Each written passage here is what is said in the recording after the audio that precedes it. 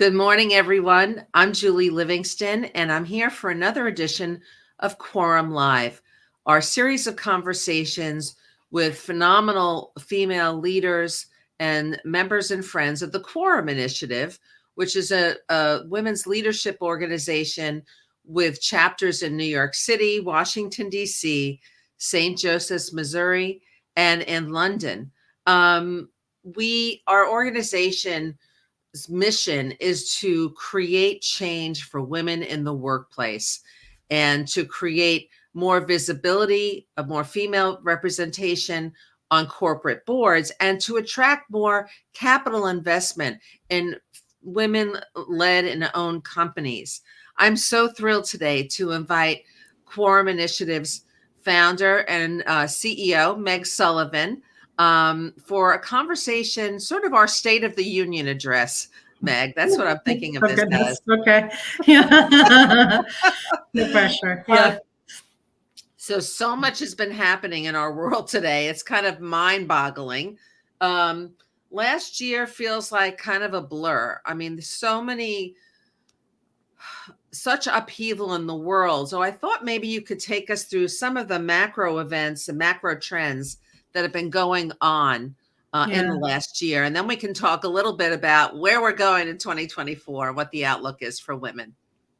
So thank you, Julie. And it's so great to be here this morning with you and talking about Quorum, which is my favorite topic. As I think about the macro market environment that we're operating in, for today's purposes, I'm going to focus that really on women and what that means for women. So there's a couple things that I'm worried about or thinking about regularly that I think is worth sharing. Like everyone, I'm devastated by the wars that are going on in our world and the death and destruction and ripping apart of families. And I think war, as awful as it is for everyone, it's particularly difficult on women. And we forget that often in the mix of what that demands for women, in terms of dealing with violence and abuse that we know happens, unfortunately, managing life often without a partner, short-term and in many instances long-term. Having no resources. Yeah, being completely displaced with no resources, exactly. And in many instances, sometimes being outcast, from their culture, their society, their home place. And I think that's really complicated. It's also very complicated it's horrifying to live, and it's complicated to watch because we feel helpless. And I think I couldn't agree more. I mean, as women, I think we watch the news or read about the news and we see photos of other women in devastated environments, losing children, losing their partners, their homes are destroyed. I mean, it really gets to you. Yeah, it does. It's very, it resonates. It's really rough. There's no question. I think that issue compounded with some of the things that have been going on in the States around healthcare. And I really label it healthcare because I think that's the label it should receive. Where we're finding state and federal laws being rolled back for women, where we're losing rights that were hard fought at the time. And now it's a slippery slope in terms of what might happen, with no consideration by those making those decisions on behalf of women, which is fascinating in and of itself, but with no consideration for the cost and fallout of the problems they're creating. So I find that kind of perplexing, and certainly something that we're going to have to watch carefully, worry about, and work on. I mean, there's just no way around that. I feel like the workplace is going through an interesting change at the moment. You saw one of the big trends of 2022 was all of these women departing from their roles, and women in leadership, which is really important. And they were departing because they really were tired of things like COVID was hard on them and on all of us, frankly. But women felt like they were exhausted by unequal pay issues. They were exhausted by the constant microaggressions that people think are insignificant. But if you're living it every single day, all the time, it's quite significant. They had too many things juggling on their plates, and so they're physically exhausted and not being recognized for the great work that they're doing, which happens all the time, and it's discouraging, to say the very least. So that was complicated. I think in 2023, it's not much better, unfortunately. There was a slight uptick in women in the C-suite, which is encouraging, and there was a slight uptick of women on boards, which is also encouraging. Those are great. Very, very slight, very slight. But unfortunately, it's really incremental. There were no leaps there. There was no huge. No. And funny enough, women of color, there was no progress for women of color. No. So it's complicated. I also feel like, you're talking about such little numbers. I mean, we currently have 7% of CEOs in the U.S. for corporate America are women. 7. I mean, it's terrifying. When you think about how much work remains. I feel like there also was a lot of pressure in this past year from boards in a way I haven't seen. And I mean them boards for public companies, boards for private companies, boards for nonprofit, boards of trustees for universities. Fascinating amount of pressure that got put on particularly women leaders. I could think of one in the last week. Yeah, crazy things going on. And where it leads me and what I think about is, have we done enough to prepare for success for these women? Or are we throwing them to kind of the wolves, wishing the best, and then they're within 5 seconds ousted out and seen as a failure, which is just bananas, because if we think about the number of failures that have happened in our world over the last century with male leadership, and yet they somehow are like Teflon. They just bounce back and they find their next job, their next set of investors, their next gig, and often they're given a second, third, fourth chance. And I just don't feel like women are accorded the same. Yeah, I mean, I think it's going to be very interesting to see what does happen with Claudine Gay, who was the president of Harvard, because obviously she resigned because of a number of different reasons. Yeah. But a lot of people do feel that her race and the fact that she was female did play a role. Yeah. And it's going to be interesting to see how she lands. Yep. I feel like, unfortunately, the really unfortunate part about her story is she's not alone, which is just horrifying. We're seeing that in many places, and I think that's a huge challenge. It's a huge challenge. So it remains to be seen what happens to these women who have taken up these very difficult leadership positions and then spend all of their time fighting their own board, which is just craziness, because there's a big job at hand as well. Yeah, they can't do their job because they're under the microscope for every little. Correct, which is crazy.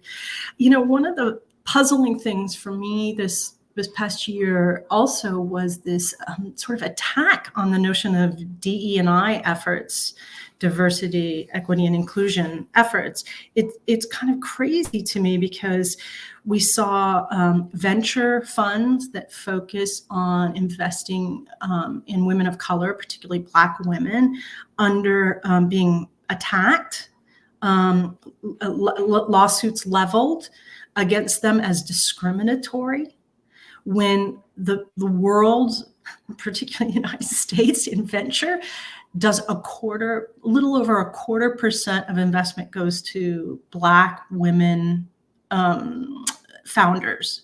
So it's a little shocking that we're going to waste our time and energy on something like that. It's shocking that law firms have ended up, which was my space for forever, that law firms have been under attack for their DE&I programs as discriminatory. We're seeing corporates get uncomfortable or trying to find new ways to describe the work they're doing to create a more dynamic and diverse environment. And what happens when these things happen, when attacks like that happen, people stop funding. So we risk seeing all of these programs that are so critical to creating a more equitable work environment being rolled back. And that terrifies me because I can't even believe it. And we have to worry about semantics, around these efforts, which is like really, I mean, it's just, so that's crazy for me. I worry about that. I worry that companies are really struggling, and you're seeing all these trends where people are talking about doing away with wanting people back in the office on a regular basis. That terrifies me because clearly they're just not listening to their employees. And yeah, it's a the terrible tight talent market. What can be expected? Terrible for their stakeholders, which are their employees for the most part. Anybody with a caregiving role in their reality, male or female, doesn't matter who it is, that's a huge disadvantage to them. And didn't we learn anything during COVID about the fact that we are capable of doing a lot of our work effectively, digitally and virtually, not needing to be, physically together all the time. So all the time. I like that because, there's no question that in-person communication has a lot of value. Yeah. But generally speaking, people can work remotely and get their work done effectively. Yep. So that's a trend to watch. I mean, it remains to be seen how that gets handled. One of the things that I care a lot about and talk all the time about whenever I can, it's sort of my personal passion, is that I still believe there's so little capital flowing to women. Mm-hmm. And there's so few women feeling empowered to use their capital as a way to communicate their values. And so it brings me back to Tanya Van Court, who was one of our keynote speakers at the Howe Forum in November, and how she had difficulty attracting capital investment in her burgeoning company. Well, interestingly enough, there was zero growth in VC funding for female-led businesses last year. So that's just stunning. And we're at about a third of percentage point. So 0.32 is how much money was invested in women of color entrepreneurs last year. So it's breathtaking. It's way too little. That's not the only way that capital isn't flowing. We still didn't do enough work on equal pay, as we all know. We still haven't done enough work on policy. In fact, the policy works that are work around healthcare that's being rolled kind of back on us is costing us way more money in terms of our own healthcare. And so that is discouraging to me. I think as women, we need to rise up a bit more, get very comfortable about talking about money, because that's what makes the world go around. And the only way to get exponential change that we want to see done is we have to use the power of the money to influence that. So there's a lot of work around that I think has to happen and continue. And I think we have so much more power in our own hands than we understand. We influence all the buying powers and all the buying in our own families. No question about it. Women are working more today, so we have an income, even if we're making less than men. We are earning, and so there's a lot to be done in that space. I think to really think about, how we even the playing field a bit. So these are heavy things to contemplate. How how are you looking ahead at 2024, and what can women do to take action to affect change Yeah. This is so that we as don't feel hopeless? I mean, yeah, we just have to keep working on it. And as you said, change can be hard won. it can. It is hard one. I mean, that's just the bottom. It is hard one. Here's the thing. As overwhelming as I think some of these trends can be, and as overwhelming as our current environment can feel day in, day out, I remain utterly optimistic. And the reason I'm optimistic is I really believe that in turmoil, you create opportunity. And so we have to look at that upheaval as our shot to get change done. And it may take a while, and it may be harder than we want it to be, and it may even get worse before it gets better. But I would encourage us not to give up on the things we care about, and to continue to work together collectively around those issues. And that kind of brings me to what Quorum initiative is all about. We try to bring women together to talk about the things that are affecting the way that we lead, to talk about how we can have greater impact in what we're doing, to think about how we influence not only current environments, but what happens for the next generation of women. And so as we look to 2024, we're really going to spend our year on how we get the change done that we really want to see. So it's really going to be about the tangible hows, I think, in Right. terms of how we address some of these issues.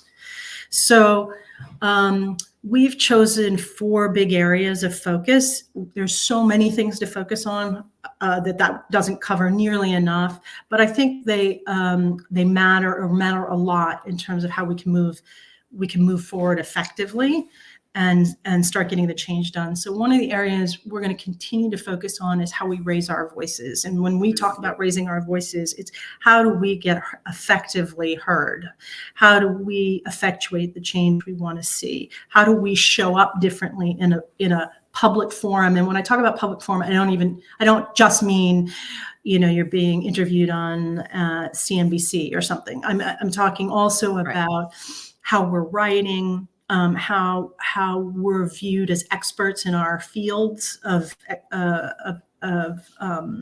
expertise, how we influence this policy and kind of growth decisions for an organization.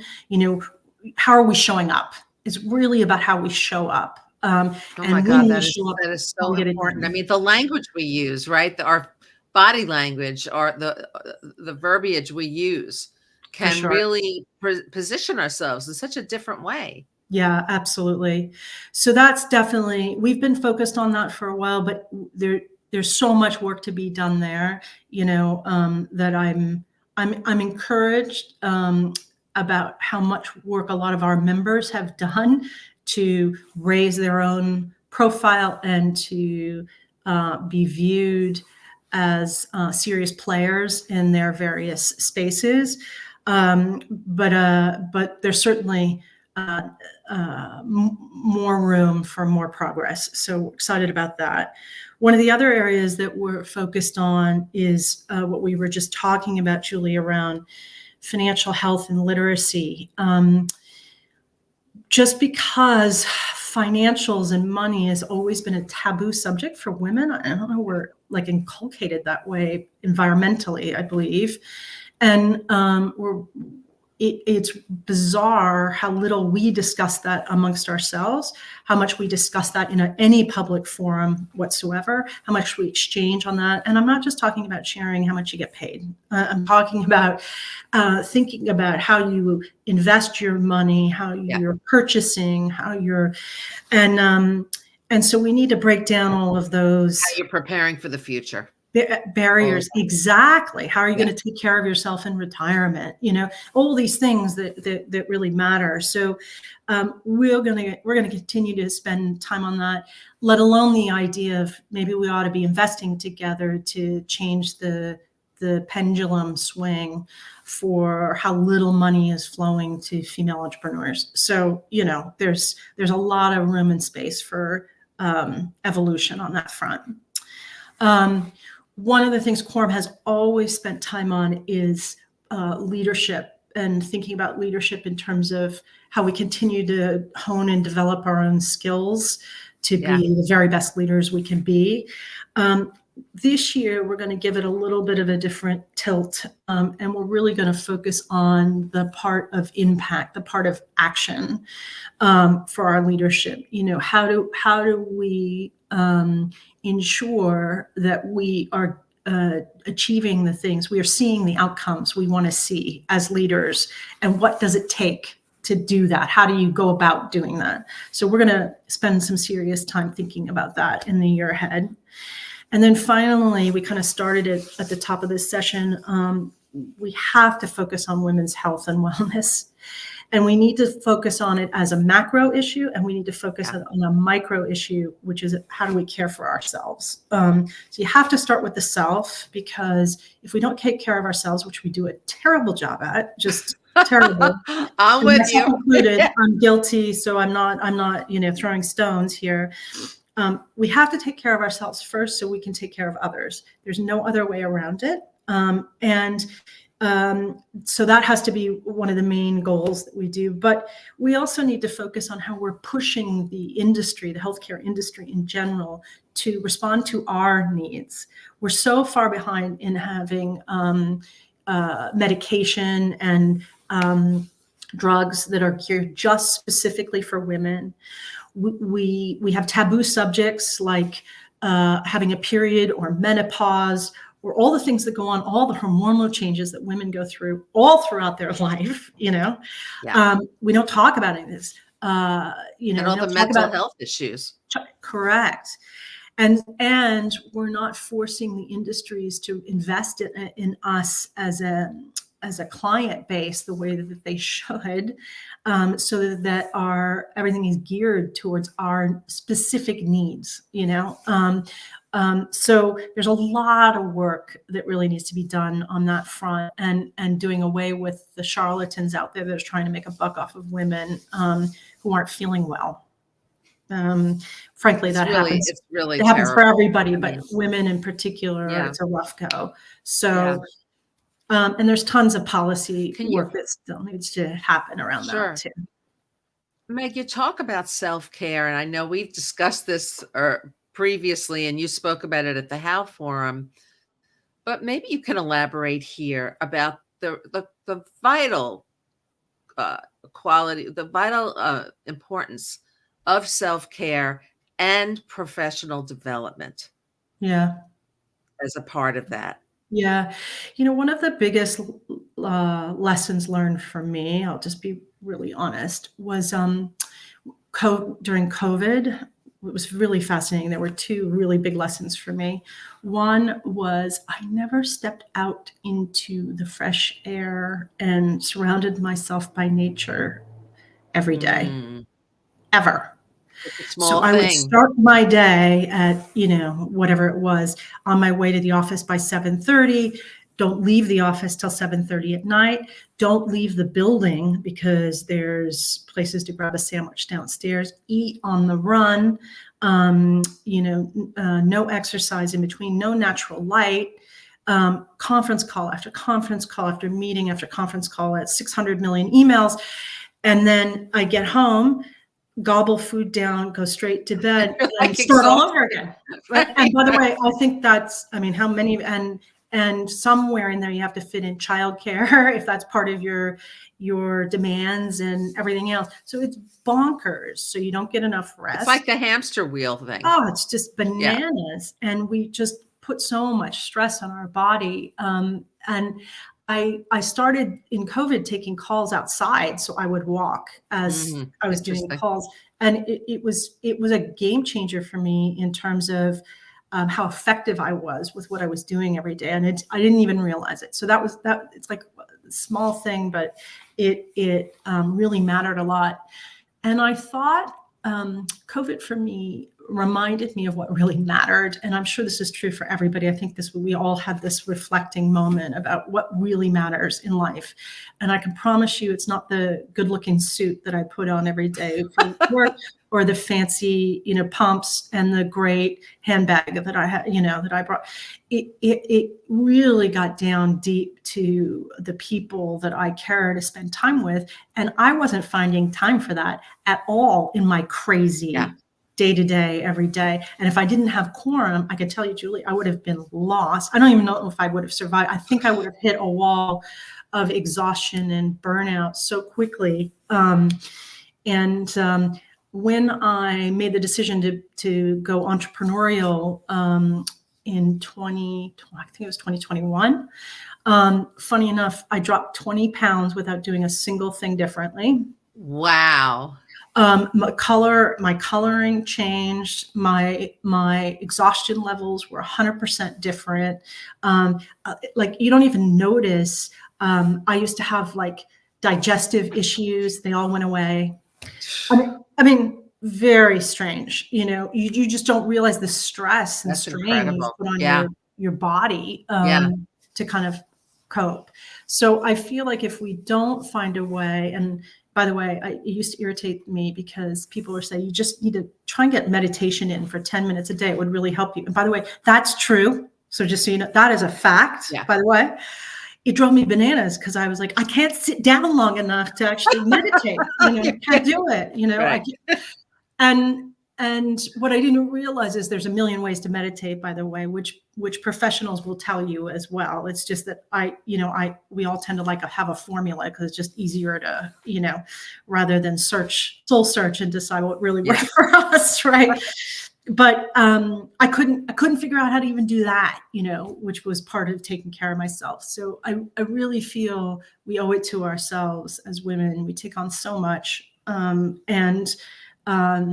if we do not care, we're going to end up with serious health issues. And I'm not saying that those wouldn't arise anyway. I just think they're aggravated or come sooner.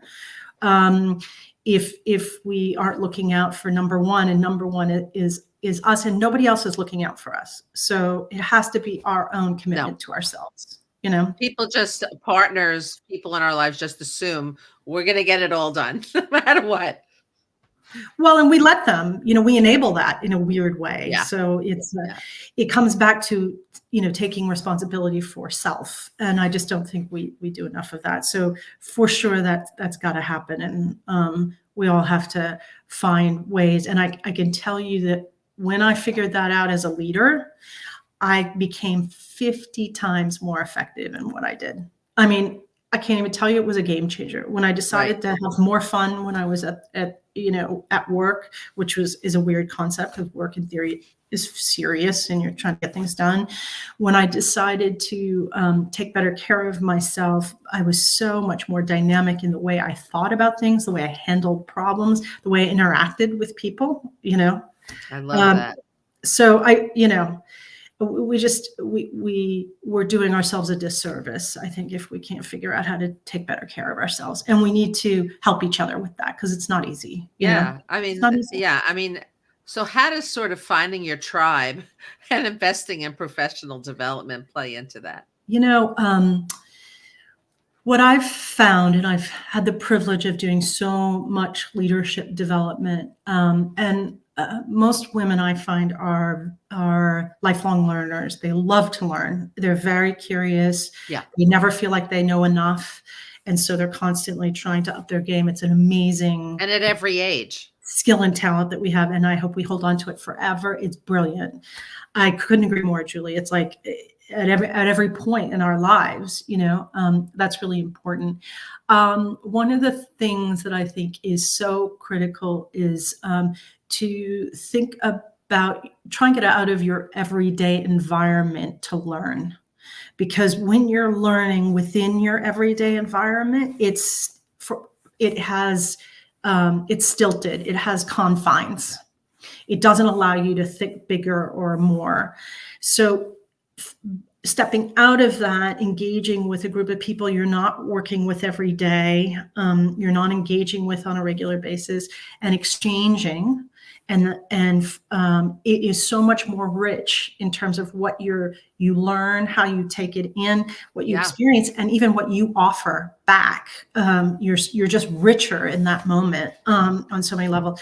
So I think it's really we women, because we're so busy, often don't make the time to take time away from the family demands, the work demands, whatever, to actually invest in ourselves in terms of our own development. By the way, our companies should be supporting that too. So, but it shouldn't just be you, but Yes. we should be insisting that It we need shouldn't be it. such a big deal to get approval for things like that. I mean, Correct. it makes Correct. for better employees and more effective leaders. I find that 100%. whenever I go to a professional development program, like something from Quorum, I get this creative burst.